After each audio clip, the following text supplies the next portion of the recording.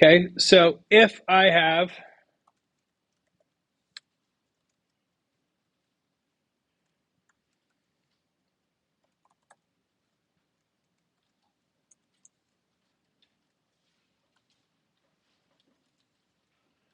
an array, it looks like this.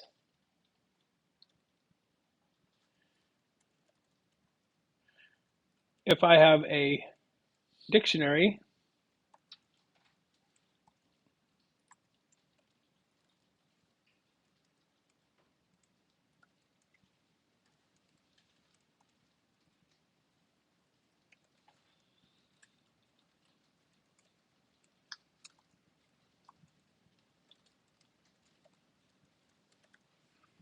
okay, a dictionary looks like this.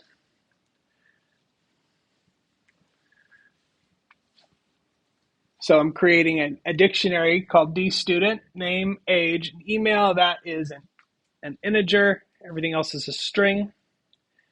So if I wanted to print out the student's name,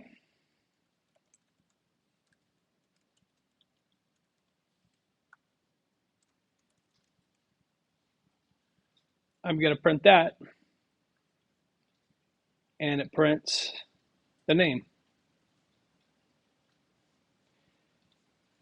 If I wanted to print the second fruit,